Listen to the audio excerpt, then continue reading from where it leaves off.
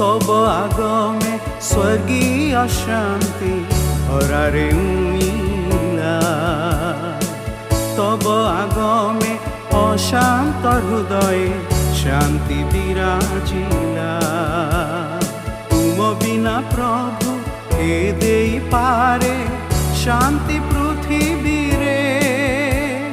तुम बिना प्रभु के देई पारे शांति पृथ्वी रे।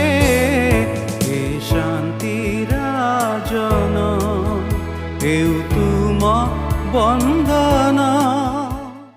प्रिय श्रोता बंधु, प्रभु श्रीख्रीष्ट सर्वोच्च नाम आपण को शुभेच्छा। माथ्यू लिखित सुसमाचार 14 अध्याय प्रभु श्रीख्रीष्ट एक बड़ आश्चर्य कर्म साधन करी 5000 अधिक लोकों भोजन कराई परितृप्त कराइबा परे सेमानंकु विदाय देले तथा आपण शिष्य मानंकु मध्य नौकारे चढ़ी समुद्रर आर पाखकु जीवा पई बळाइले।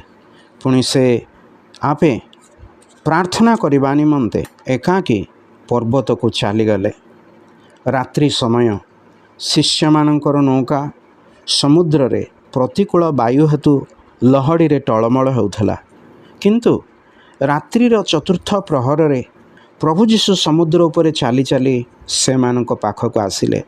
से जे समुद्र उपरे चालिले यह प्रमाणित करे जे से कौनसी साधारण मनुष्य नथिले बरं स्वयं ईश्वर थिले। जीशु को समुद्र उपरे चालिबार देखि शिष्य माने उद्विग्न होई कहिले ए तो भूत। आउ से माने भयर चित्कार कले।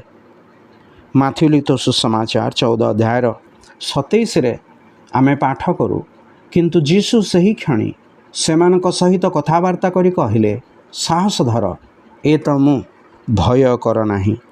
कि अद्भुत कथा!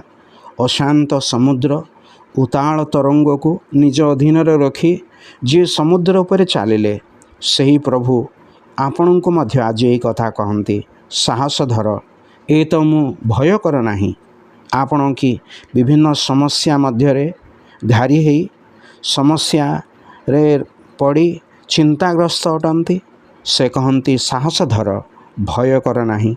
उपयुक्त समय रे जे साहाय्य करि पारंती सही प्रभु श्रीख्रीष्ट आपण को आपणकर प्रत्येक अशांत परिस्थिति रे मध्य आपण को साहस प्रदानकारी अटंती।